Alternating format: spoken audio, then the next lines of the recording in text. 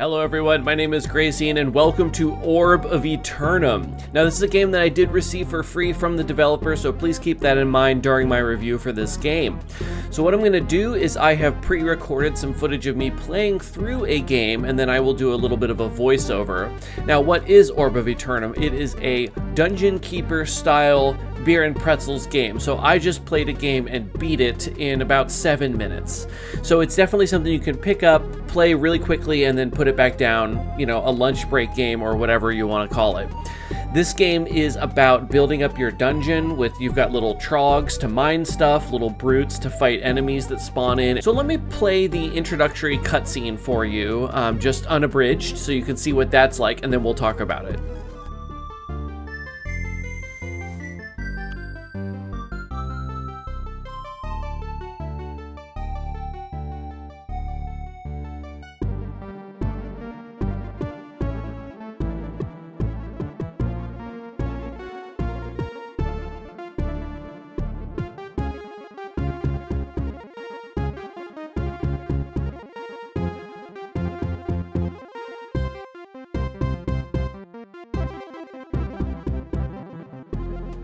So this here is the Orb of Aeternum. Now during the game, what you're going to be doing is collecting, so you need gold to prepare your defense. Intruders will try to get to the orb, so you can see there's like a little mage, a warrior, some sort of archer or rogue. Find the 4 rune stones to seal off the orb forever. So do you see the little orbs that are sort of, the little rune stones popping in and out? There are 4 of those hidden on the map, usually about equidistant away from the center in different ways. And what you have to do is excavate that out, click on them, and they will teleport to your home. And then once you have all 4 of them, you win the game. It can take you as little as, like I said, 7 minutes. You can move the camera around with WASD, which is really nice, or right mouse button if this game is playable with just the mouse. The orb cannot be healed, so if intruders start dealing damage to it, you can't repair that. And you need to keep digging for gold and keep putting cauldrons out for your trogs so they can eat. So let's jump on into the gameplay, and I'll do a little bit of a voiceover as what's going on. It's kind of a fast-paced game. It's not the kind of game you can really talk about while you're playing it. It's a little frantic. So let's get into it. So you can see this is where you start with the orb. You've got to immediately start getting gold. Just anywhere you see gold, make a path to it. You can see I'm dropping in additional trogs. They're very cheap. But you see that one in the top left is now hungry, so you have to either place a cauldron or pick him up and drag him over to a cauldron that already exists. They will automatically eat from the cauldrons if they are close enough to one when they get hungry. Dropped out another trog, and I'm just continuously mining gold here. You really can't ever stop mining gold. Dropping more trogs. So I want to dig out a little further up here and then drop another cauldron. But that guy's hungry.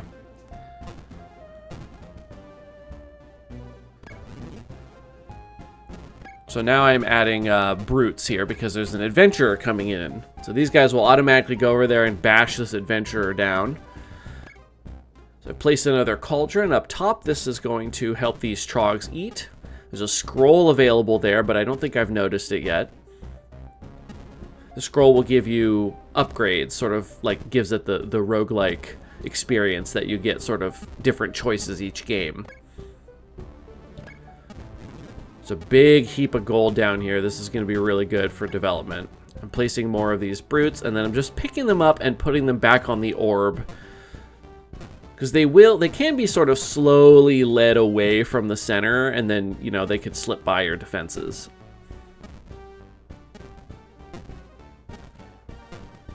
So now I'm looking for cauldrons. So these guys are hungry. I'm just going to drag them over to that cauldron.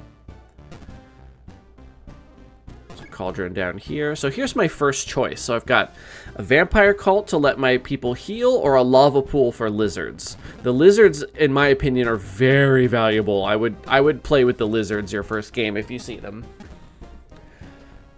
So I've got a graveyard now that will attract ghosts when adventurers die. So I want to put it near the orb so that there's basically a little section that's going to spawn ghosts that's always blocking off the orb from things attacking it.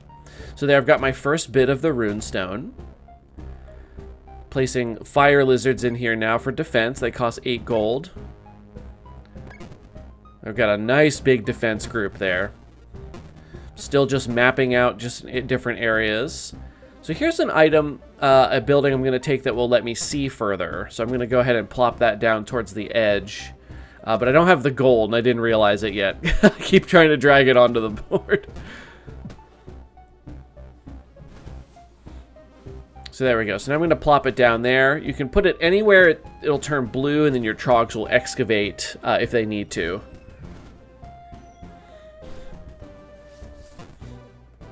Just mapping out some more gold. I like to try to make redundant pathways so they can get back to the cauldrons easier.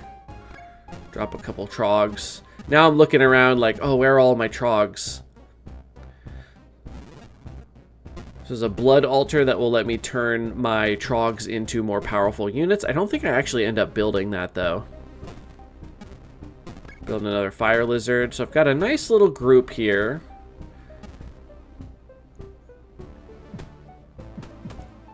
Here's places where I've clicked accidentally on the map trying to do stuff, and I'm just going to leave it. You can click again to deselect a wall so they won't dig it. Doesn't really matter. It's more for time. These guys are hungry, so I'm just dragging them back towards a cauldron. Cauldrons have 1 charge, and then after somebody eats from it, it needs a little bit to respawn, but it's not that big of an issue. So here's a big chunk of gold here. Here I'm going to pick up the sleeping quarters so that my units can heal. I don't know how much health they have or like when they're wounded, but it's just something the game keeps track of that you don't have to keep track of. So I think I end up building this, yeah, right about there so they can go over there and get their health back. So now I'm about late enough into the game where I've got a pretty good defense force, a good variety of things to help keep my orb safe. So what I really need to do is hurry up and find the rune stones to seal it off. So I'm just basically digging as far away as I can from the center while grabbing the gold along the way.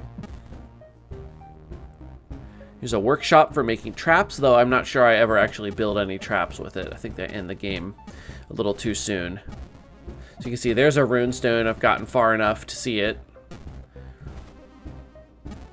Plop a cauldron. You can see all my little guys are my ghosts and my brutes and my fire lizards are doing their best. But I need some more defense. There's another runestone in the wall. I need that. Something's hit my runestone or my orb. My trogs are all sleepy over here. I need a cauldron, I think.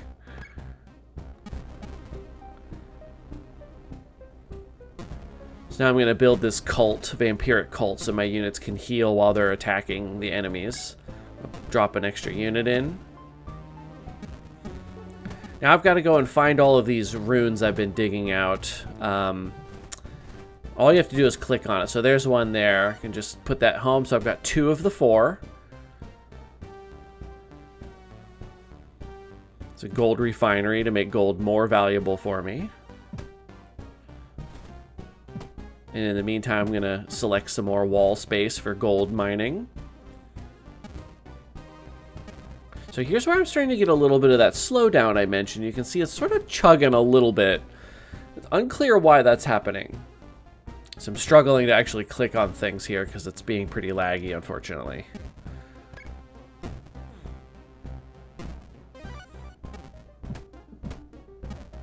So I've got 3 of the runestones. I've just got to find the last one now. So I'm sort of panning around to see, have I already found it? Aha, there it is. I can't click on it because there's a hungry trog underneath it. So I have to get out of the way, and then I can click on the last runestone. There we go. With the final runestone in place, the magical barrier is restored. Thanks to you, the world is safe again. So Orb of Aeternum is a really fun little game. The biggest problem with the game is the slowdown towards the end of the game. The game gets very sluggish for some reason, and it's better now. There have been some patches to help the stability, but I was surprised to find that it's still pretty sluggish towards the end of a game, and we're only talking about 7 minutes into a small dungeon, so I'm not sure what's going on there, but I hope it can be improved.